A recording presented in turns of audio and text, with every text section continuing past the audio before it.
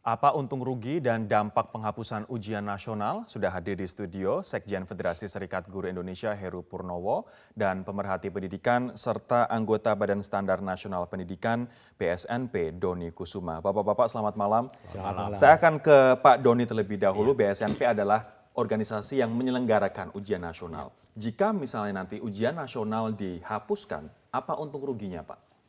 Jadi kami memang lembaga yang secara independen dan secara regulasi diberi mandat melalui PP itu untuk melaksanakan ujian nasional. Nah sebenarnya kalau kita berbicara untung rugi, kita harus melihat dulu konteksnya. Jadi ujian itu kan sebagai salah satu yang disebut standar penilaian. Jadi di dalam pendidikan nasional kita kan ada 8 standar penilaian, 8 standar nasional pendidikan. Salah satunya standar penilaian. Nah, dalam standar penilaian ini ada yang namanya penilaian oleh pendidik, yaitu oleh guru melalui ujian harian, ulangan harian di kelas. Lalu kemudian penilaian oleh satuan pendidikan, itu berarti oleh sekolah, di mana di situ sekolah menentukan anak ini lulus atau tidak. Lalu penilaian pendidikan oleh pemerintah atau negara nasional untuk menilai sejauh mana peserta didik dari seluruh jenjang entah SD, SMP, SMA itu telah memenuhi standar kompetensi lulusan yang ditetapkan oleh BSNP. Nah, apa untung ruginya sekarang? Jadi begini, ujian nasional itu kalau kita melihat kalau dihapuskan atau tidak, kalau sama sekali dihapuskan tidak ada assessment untuk pemerintah. Jadi kan tadi ada penilaian oleh guru, ada penilaian oleh sekolah dan pemerintah. Ya. Nah, kalau ujian nasional sebagai penilaian oleh pemerintah dihilangkan, kita tidak dapat melihat apa kualitas standar mutu secara nasional. Artinya tetap harus ada pengganti dari ujian Tetap nasional itu. ada assessment objektif oleh pihak luar yaitu pemerintah untuk menentukan standar mutu kualitas pendidikan kita secara nasional. Kalau tidak, kita tidak bisa punya alat ukur. Kalau berdasarkan guru maupun sekolah, ya lalu kemudian bisa dimanipulasi, tidak begitu objektif. Kalau menurut Pak Heru, suara Anda nampaknya sangat mendukung, Pak, untuk ujian nasional dihapuskan. Apa untung ruginya sebenarnya apabila ujian nasional dihapuskan menurut Anda? Pertama, untungnya ketika UN ini dihapuskan, karena kami semenjak 2011 menyuarakan perlunya UN itu dibubarkan. Mengapa? Pertama, bahwa UN itu merupakan pelayanan pendidikan yang tidak memberikan keadilan. Kenapa seperti itu? Keadilannya di mana? Bahwa pelayanan pendidikan Indonesia ini yang begitu luas, kualitas pendidikannya itu belum merata. Kok disamaratakan dengan ujian nasional begitu? Satu sisi lain bahwa gurunya pun dalam memberikan pelayanan di dalam kelas itu pun juga belum berkualitas yang ramah, yang rata gitu ya. Tetapi begitu belum ada pemerataan, selanjutnya menggunakan soal yang sama. Antara siswa yang di kota dengan yang di pelosok itu disamakan. Bagi sekolah-sekolah yang sudah terbiasa dengan soal-soal yang berkualitas dan biasa mandiri seperti itu, mungkin tidak ada kesulitan. Tapi bagi mereka yang di daerah 3T misalnya. Nah, itu pertama, adanya ketidakadilan. Terus yang kedua, bahwa kami begitu menyuarakan UN itu dibubarkan karena apa? Karena UN sebagai alat untuk kelulusan yang pertama, kedua sebagai alat untuk alih jenjang. Nah, ketika ini sebagai alat kelulusan dan sebagai alat alih jenjang, artinya itu hasil UN dipergunakan untuk bisa masuk dari SD ke SMP. Ketika hasilnya bagus, maka punya tiket untuk memilih, gitu kan ya. Begitu juga SMP ke SMA dan seterusnya. Tetapi dengan adanya hasil UN sebagai alat kelulusan, akibatnya terjadi contek massal. Artinya menurut Anda mudaratnya sebenarnya UN ini lebih banyak daripada keuntungannya, sehingga layak dihapuskan. Karena selain menimbulkan contek massal, menimbulkan juga cari bocoran. Betul. Nah, sikap perilaku siswa yang ditumbuhkan kesadaran mereka untuk berkarakter baik, ini akhirnya menjadi negatif. Jadi rezeki untuk suatu oknum, Pak, yang menjual bocoran itu. Nah, itu. Ya, saya akan ke Pak Doni sekarang. Kalau misalnya memang seharusnya tidak dihapuskan sama sekali, tapi ada pengganti yang juga memberikan evaluasi dari negara begitu. Saran dari BSNP apa untuk menggantikan UN? Jadi ada beberapa sebenarnya yang sedang kami pertimbangkan. Karena tadi misalkan seperti kata Pak Heru tadi, sebenarnya sejak PP 32 tahun 2015 itu dirubah PP-nya sebenarnya kan ujian nasional itu sebenarnya sudah tidak menjadi syarat kelulusan. Jadi sejak 2015 zamannya Pak Anies, ujian nasional tidak menjadi syarat kelulusan. Tetapi kemudian yang jadi masalah adalah peserta didik itu terdemotivasi, tidak ada minat belajar. Sebenarnya kalau kita berbicara tentang penilaian pendidikan, entah evaluasi apapun, sebenarnya kan seharusnya menumbuhkan minat belajar. Dan kita tidak bisa kemudian hanya melihat ujungnya saja di ujian nasional. Karena di ulangan ujian harian oleh guru sendiri, itu ada sesuatu yang mengunci sistem penilaiannya. Misalkan nih, setiap guru peserta didik harus memenuhi kriteria ketuntasan minimal. Kalau sekolah menentukan KKM-nya 80 misalkan, itu yang terjadi apa? Semua siswa dalam rapot itu 80, Mas. Itu kan nggak masuk akal. Jadi ada sesuatu yang keliru di asesmen oleh guru sendiri. Nah, kemudian kalau kemudian yang oleh negara, itu kan sebenarnya amannya di dalam PP 19. Jadi dalam PP 19 itu harus evaluasi oleh negara dan itu diatur di dalam PP. Nah, di dalam PP itu kemudian kalau misalkan ada yang asesmen itu sebenarnya tidak harus langsung ujian nasional sifatnya massal.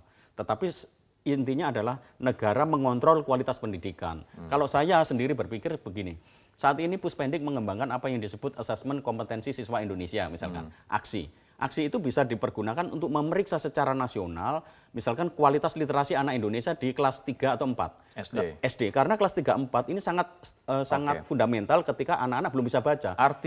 Artinya pendekatan untuk masing-masing tingkatan SD, SMP, SMA, SMK menurut Anda tidak harus sama rata ujian nasional, tapi bisa diganti sesuatu yang lebih ke bakat minat atau lebih ke kemampuan katakanlah sains, literasi, matematika itu bisa dan harus sifatnya nasional. Artinya ini bukan sekedar pemetaan, karena kalau pemetaan nanti sekolah tidak tahu bagaimana mengembangkan itu. Jadi salah satunya bagaimana secara nasional itu dikembangkan ada modelnya. Tapi nggak harus semua dipukul di akhir tahun kelas 6, kemudian kelas 9, kelas 12. Kita harus tidak terlebih dahulu, nanti saya akan tanyakan ke Pak Heru. Secara nasional ada penilaiannya. Usulan dari Pak Heru untuk mengganti UN ini metodenya seperti apa? Kami akan kembali sesaat lagi. Kita kembali ke perbincangan kita. Kalau Pak Heru, usulannya apa untuk menggantikan UN ini? Metodenya seperti apa, Pak? Seperti Mas Doni tadi menyampaikan bahwa untuk mengganti UN kan tetap ada standarisasi seperti itu, walaupun asesmennya dalam bentuk apa gitu ya. Tapi kami selama ini menyampaikan bahwa UN itu ketika diganti polanya tidak sama seperti selama ini. Harus berbeda. Harus berbeda. Seperti apa bedanya, Karena Pak? UN selama ini kan polanya itu setiap tahun diadakan.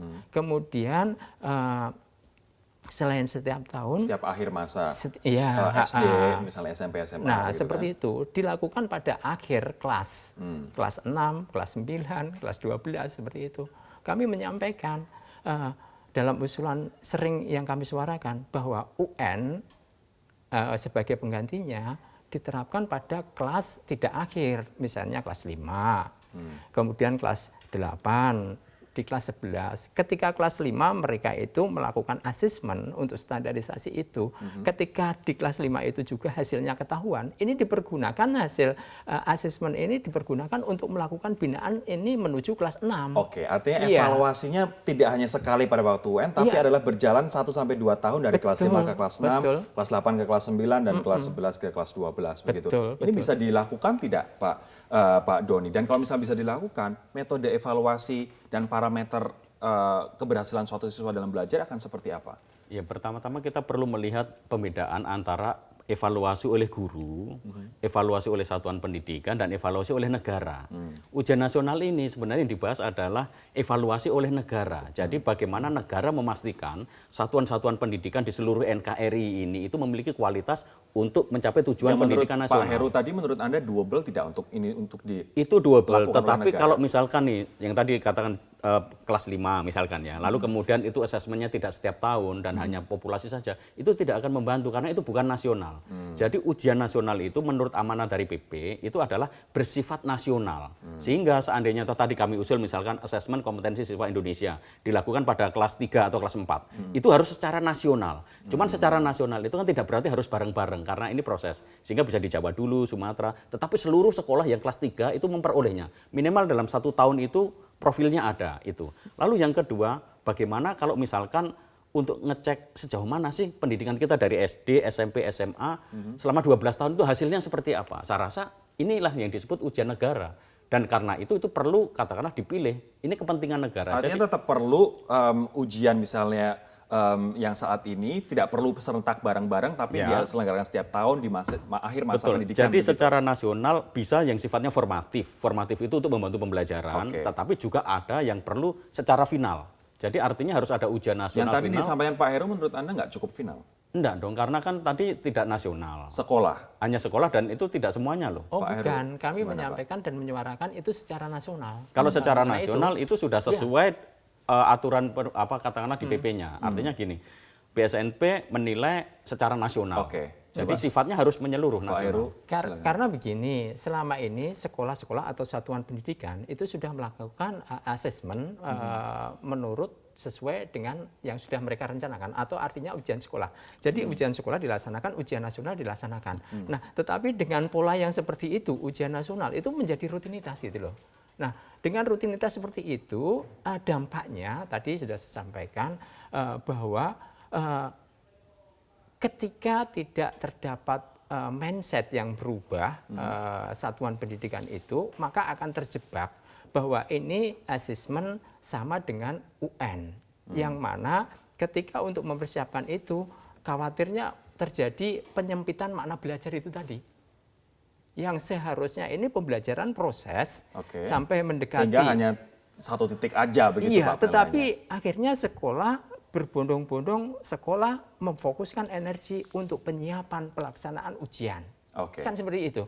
Nah, sementara satu sisi ujian itu yang ada pada saat ini, ujian tanda kutip UN itu ya, penyiapannya itu kan sekolah itu harus menggunakan digitalisasi, harus menyiapkan servernya, harus menyiapkan komputernya dan lain sebagainya. Nah, serta UNBK, uji dan termasuk juga simulasinya dan lain sebagainya. Tapi kalau misalnya yang usulan Pak Heru tadi disampaikan oleh Pak Doni ini bukan amanah dari PP yang secara nasional dan juga serentak Pak Doni, tapi kalau untuk mengganti UN tapi tetap mengusung semangat serentak dan nasional, akan seperti apa UN? Apakah akan hanya ganti jubah saja, misalnya mengganti kegiatan bersifat vokasi atau soal literasi, atau seperti apa nanti format UN yang baru? Jadi kalau misalkan untuk format yang sifatnya nasional dan serentak, ini kita harus kemudian melihat lagi fungsi dan tujuannya. Jadi selama ini UN itu kenapa tidak memotivasi peserta didik? Karena ini tidak sebagai syarat kelulusan, itu yang pertama. Yang kedua, tidak terkait dengan tes masuk perguruan tinggi atau ke jenjang berikutnya. Karena kalau dari SMP ke SMA sudah ada zonasi, dari SD ke SMP zonasi. Sehingga kita perlu reposisi. Menurut saya anak-anak Indonesia itu perlu diuji keberhasilannya, sekolah satuan pendidikan perlu diuji oleh negara, itu justru pada akhir. Jadi saya membayangkan di Indonesia itu ujian yang sifatnya nasional dan high stake testing terkait dengan kepentingan anak misalkan untuk masuk perguruan tinggi itu hanya di kelas 12 kalau mau serentak. Tetapi selama ini juga ada, tetapi untuk dalam proses juga bisa dibantu dengan aksi asesmen kompetensi siswa Indonesia mulai dari kelas 3, kelas 7 maupun kelas 11 sehingga terintegrasi. Terakhir usulan Anda Pak Heru. Ya. Singkat saja.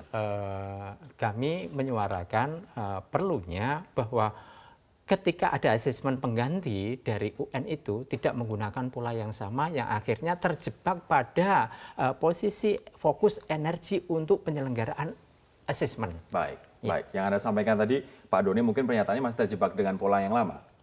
Masih terjebak pola yang lama. Sementara Pak Doni mengatakan apa yang disampaikan Pak Heru tidak seperti PP yang mengamanatkan untuk agak berbeda. Ya, ujian berbasis nasional dan juga terintegrasi begitu serentak. Tapi kita tunggu saja seperti apa penggodokan dari Kemendikbud nanti untuk kita nantikan bersama-sama apabila UN diganti akan diganti seperti apa formatnya. Terima kasih Pak Doni, Pak Heru atas waktunya di Prime Time News.